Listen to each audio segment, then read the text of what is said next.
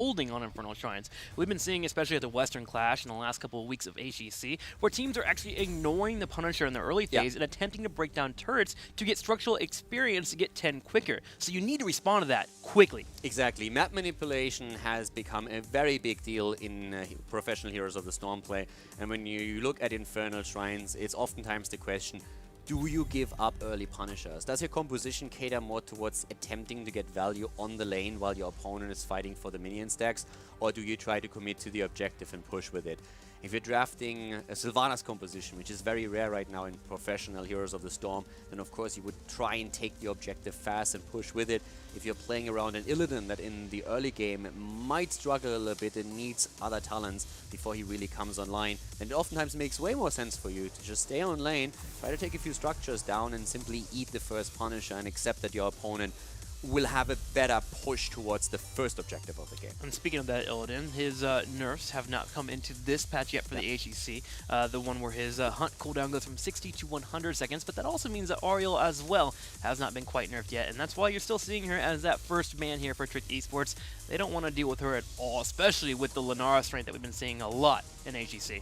Yeah, but it's also, I don't know, I'm one of the few I think that really loves to see that style, because it's always the question, can I kill the carrier or can I not? So, I don't know, a lot of people hate it, I absolutely understand why, but from an observer's perspective, it's oftentimes quite a bit of fun to see when those two styles collide. But talking about support bans, Oriel banned out first, but then we also have a ban on Tacita, as he just supplements any other support so much, and instead Trick Esports now has a chance to go into an early Uther pick, which is of course still one of the best first picks that you can have in the game and one of the most highly contested ones, since Uther accents any kind of melee assassin or hyper carry extremely well, while also countering agile melee assassins on the other side, can counterplay them with his stuns, the double stun on the 16 of Benediction, and of course the Divine Storm as well. And Team Good Guys will stay with the same draft they had from the last match here. Rhaegar and Greymane will be picked up, but for the same reason, still strong on this battleground. Cocktail great around the Shrine phase as well. Rhaegar in particular is continuing to climb more and more, especially in the Korean meta. We saw that a lot at the Eastern Clash, that Rhaegar was actually to them the #1 support you could pick up because of his ability to sustain in healing fights, also having cleanse available, and of course that ancestor healing. If you can find some kind of protected mode, whether it be with Varian or Genji, you can break down that ancestor healing. So Rhaegar continuing to stay great here, and Team Good Guys will pick him up happily. And the Greymane, of course, for very much the same reason as we saw in the last map. Nothing feels worse than when you have the Shrine control and you're trying to get the minion stacks, and then all of a sudden a cocktail flies in and the explosion just takes all the minions away from you. So this is exactly the reason why the Good Guys draft him.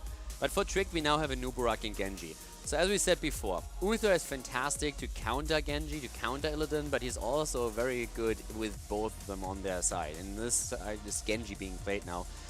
And when we're talking Genji, and we're talking Trick Esports, we once again talk about Make, and he's had some, let's say, pretty fantastic showings in the first part of Phase 2 on that hero. Yeah, when he was on different heroes, whether it be the Ariel, whether it be the Rhaegar, it felt like he was doing an okay job, but he wasn't being explosive. When Genji gets picked up by Make, that changes everything. This guy understands how to push the envelope. He was stupid good at a lot of these, in a lot of these games. It was just...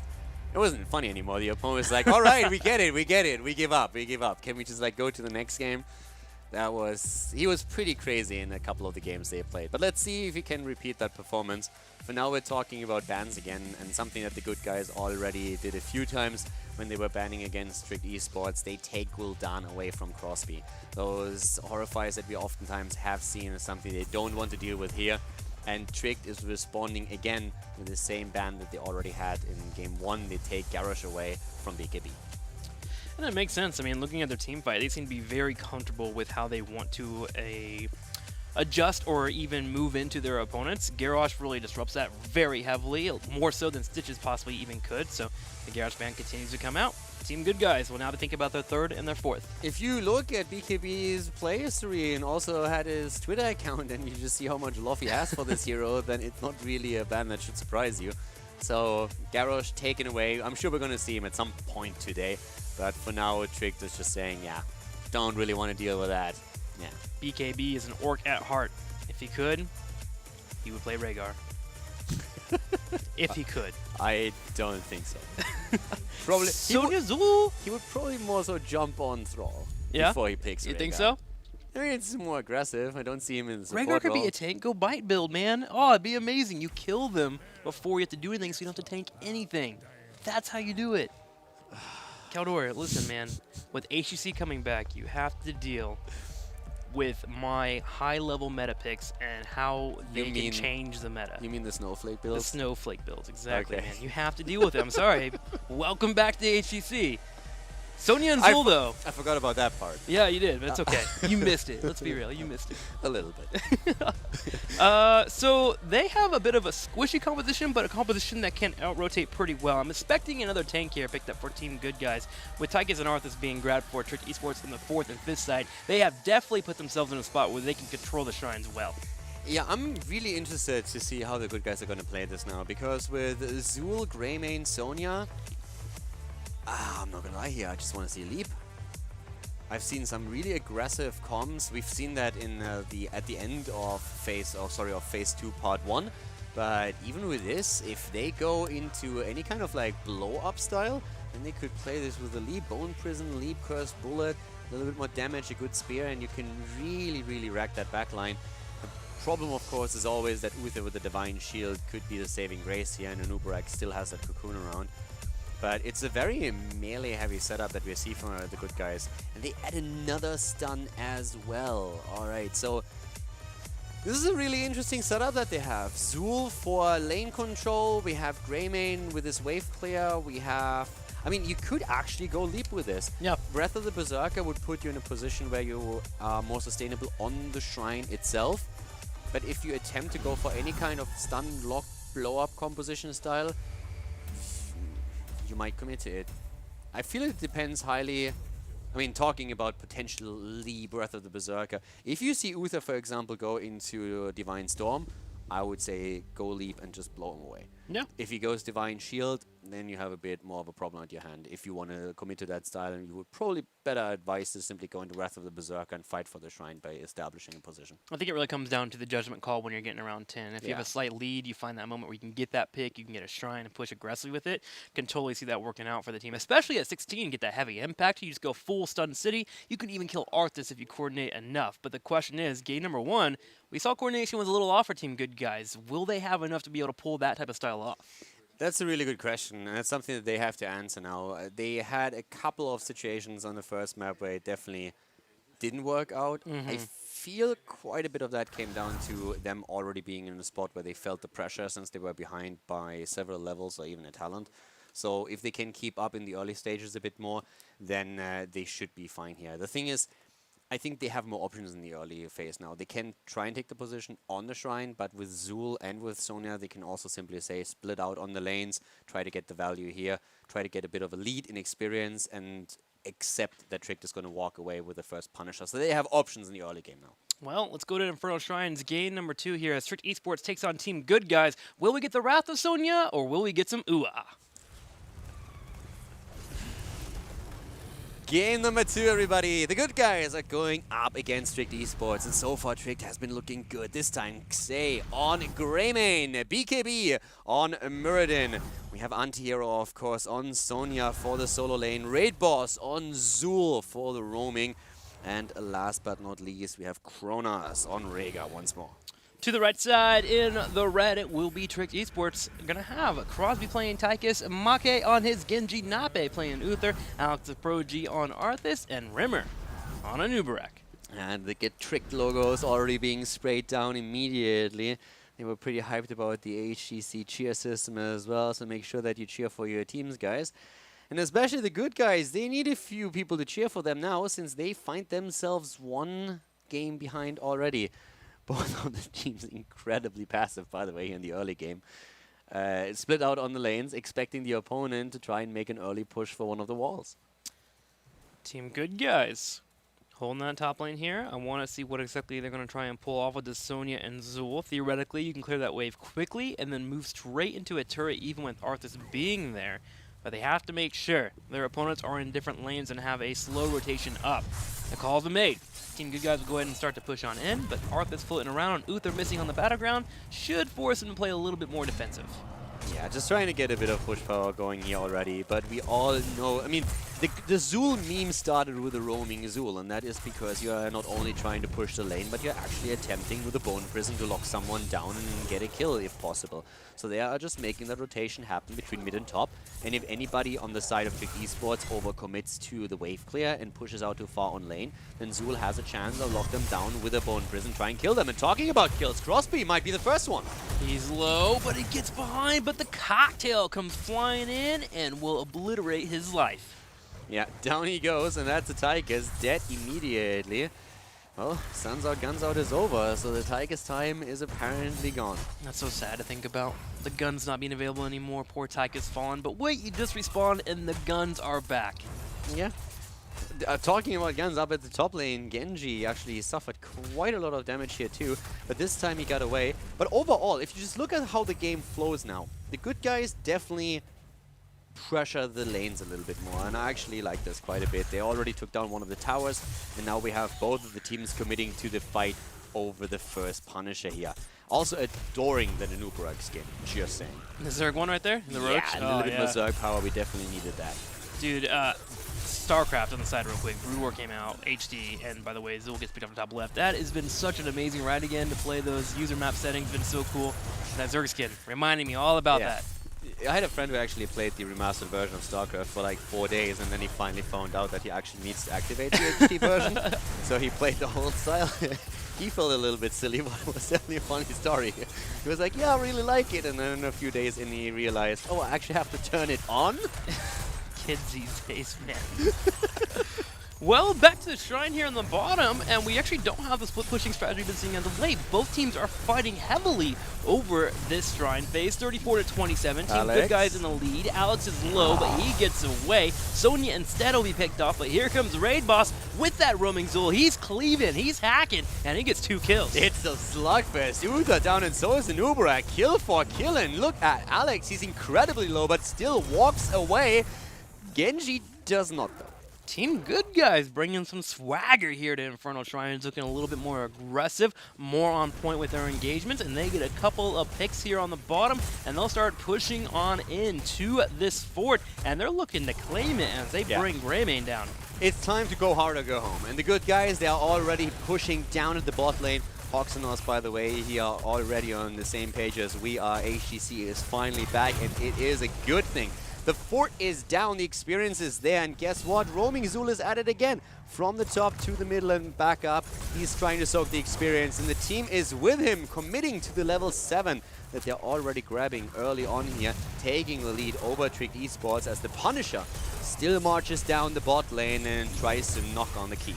Can't stop, won't stop. That's the official motto here of Raid Boss. He keeps moving in, looking for those engages, decides to pull on back as Trick Esports defends pretty darn well. Finally, the Punisher on the bottom side does finally get delayed on out, as Rimmer will clean that up. But Team Good Guys in a solid state at the moment, looking towards those minions, want to start pushing the map out. They're currently building up some momentum, and I really like it. So they go for the mercenary camps after they hit the early level 7. They're just trying to keep a bit of pressure going here.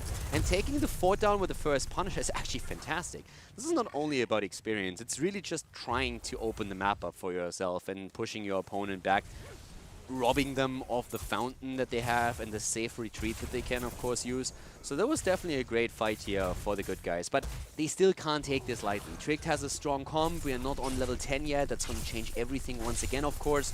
So the Good Guys, with a good start, but they still need to be very cautious.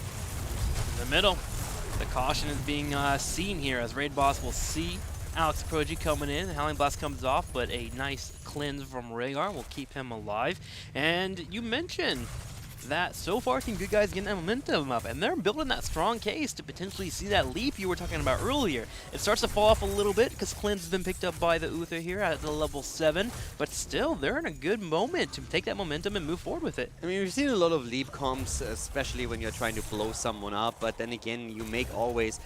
Wrath of the Berserker is a fantastic talent, and when you talk about Infernal Shrines, it adds to the value. Since you can establish that position, it makes you a lot safer. So there's definitely good arguments to be made for both of these.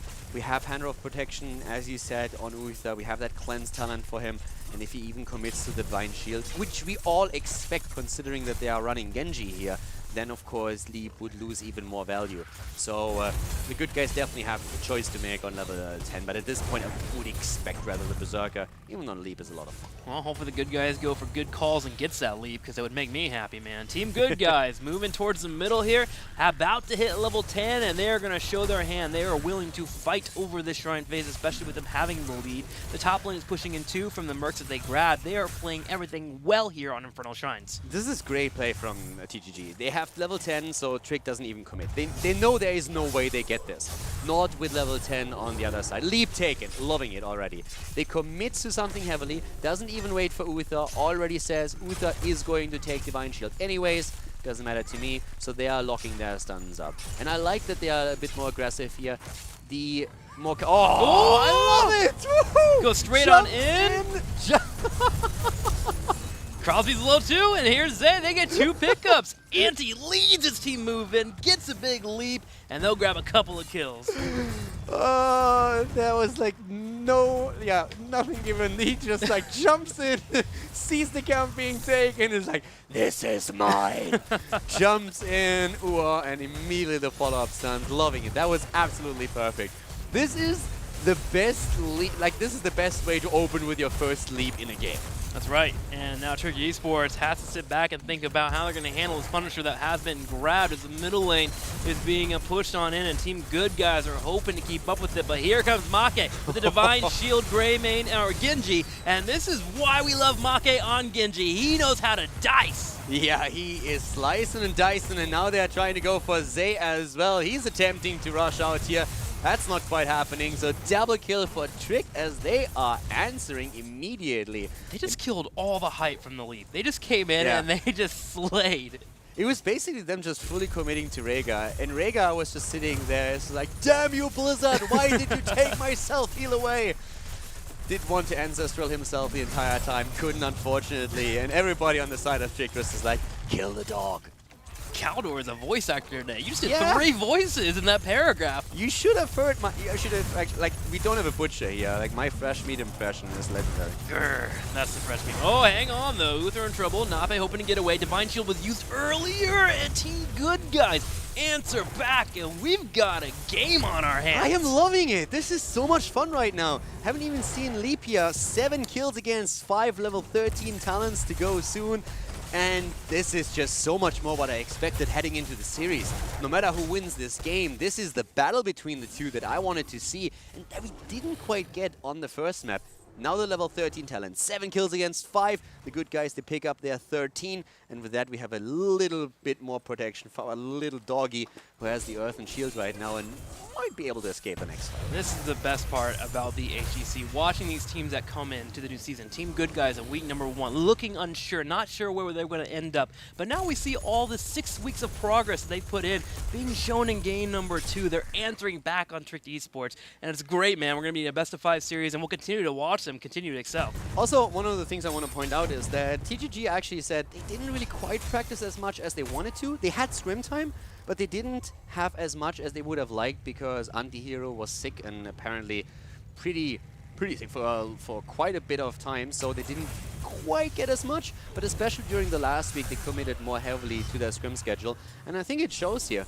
But Tricked is no, I mean, they are still in the run for this. Totally. And we have 13 versus 13, so the party is on as we are going for the next Punisher. And the party is all around the big shrine phase here. The disc ball spins for the Arcane Punisher. Are they going to be able to take it away? Tricked Esports starting to close that gap of 17 to 10 in terms of control, and Crosby committing to the Odin shows that Tricked Esports wants this Punisher. They would like to wait it out, but here come the Good Guys. They're moving in. The bullet is out. They go for Alex. He's low, drops the army. Raid Boss gets Ancestral. Here comes the immediate cocoon. Raid Boss. Zul is down, but so is Alex. It's a kill for a kill. But Kronos is here. He's bringing out the heals. Rimmer's low on health. Does he have the escape? He's waiting for the cooldown. He finally does get it. BKB jumps in, plunges forward with the hammers, looking for the pickup. Nappa himself is escaping. Nappe barely getting out of there, but Anubarak is already down, and Say wants another kill. They're trying to go for Nappe. Here comes Say once again. Kronos with a potential slow. The stun is in, but the lightning shield. obliterates Uther. Uther is down and TGG is on the move. Sonya on the shrine going for the Punisher. And this is bot lane we're talking about. The fort has been taken out already earlier and they already have broken through that wall. They're going to make a play for the keep here. Team Good Guys wins a fight, wins the Punisher, and you mentioned the keep definitely open for them. They're also going to prep their middle lane too, putting Sonya and Zul up there to clear it out and put pressure on that middle side so they can break down the turrets. Team Good Guys doing everything right, moving towards that 16, and now advancing towards the keep. This is looking good for them. Raid Boss on the other hand. Oh no! Gets caught on the side, and that's an easy kill. Tricked with a really good rotation, but now they can't leave, and the kill! They go in, they want Alex as well after Nubarak has just fallen. Once again, we have Genji in the middle of things. They're trying to chase them down. Xay is low, but turns around, and BKB also jumping out. The Punisher still on their key, but Muradin is eliminated, and Genji is going straight for kill after kill. Corners of fall, Xay will be able to walk away. He's the only one left here of Team Good Guys as all four do fall, but the hero of the game, the Arcane Punisher, gets the keep. Hashtag worth it. Worth it, 100% here. You get 16, you got the keep broken down, you have catapult pressure, and you still have all your infrastructure on your side of the map. Team Good Guys got to be happy about where they're at. Yeah, they definitely, they're not too happy about losing this many heroes. On the retreat, I'd say, was still a bit of a problem for them. But overall, you still find yourself in a solid spot. You haven't lost the fort yet. You have access to all of your wells. You can retreat from every single shrine fight that happens in the future. And you have taken a keep away from your opponent. The problem is, Tricked is back inexperienced. So they made the comeback. It's 11 kills against 10, but overall the Good Guys are still ahead. And I mean, just look at this. The isolation against Raid Boss, but then the immediate reaction on the side of their opponent. Yeah, Team Good Guys realizing that Crosby had used Yoda in the top right corner. That's a 2-second wind-up time. They took that 2 second to turn around and come in and force a 4v2. And they got to pick up on the Nubarak. And this fight was pretty sustained through all the way. Uther was just waiting for that Divine Shield. Without Crosby popping the Odin there, well, we see the fight actually starting ahead of us. Once again, an attempted kill. Make gets away. Anti-hero. Everybody's on the run as the next fight is already starting up. Odin once again being used. Was devastating in the last fight, and they're trying to make that happen again. But look at Nappe. He's so low. BKB jumps in there. Oh, it's so low in HP, but no kill just yet. Here's Xay, though. He comes in with a cocktail. They finally do pick up on Uther. Trick Esports needs to decide, do they want to escape or do they want to turn around with the Ghost? And they decide that escaping is the best option for them. They will back on out. But the fight back and forth only nets 1 kill for Team Good Guys, but it's enough. Yeah, and the fight before, that's actually what I wanted to talk about. I think the Good Guys would have won that handily if not for Odin. It was such a small choke point situation that Odin got such insane value. He could just barrel away from the back with all his AoE spells, and that was fantastic play by Trick, a great fight that they forced in that situation. But as you can see here, they really struggle in these open finds around turnip positions in these 5 versus 5 situations.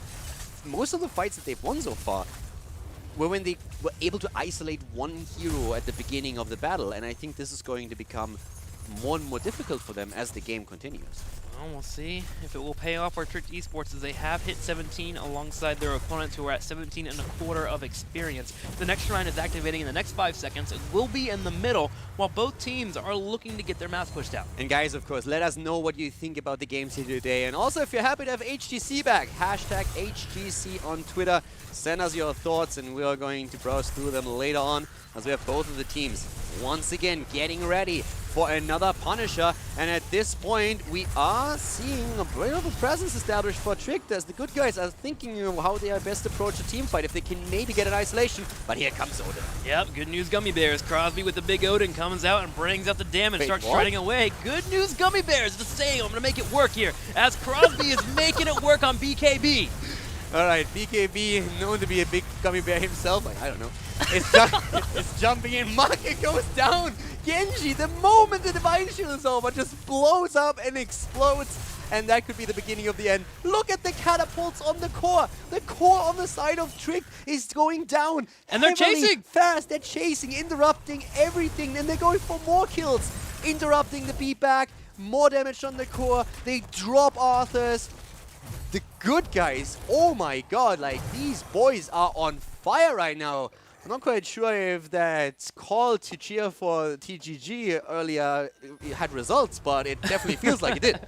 Well, Team Good Guys with a Punisher and a good 34% damage on the opposing core is feeling pretty darn good. We're going to go ahead and start moving on in. In 3 seconds, we will have Genji back, but remember, the death from Arthas is going to be quite painful. Trick Esports may have to give up this keep and pray they can defend this 5-man push. I would have just been tempted to YOLO for the core here immediately. 66%, and they go for the second keep. They might get more than that. TGG, they go in and Remember Baller nearly dies, barely moves out.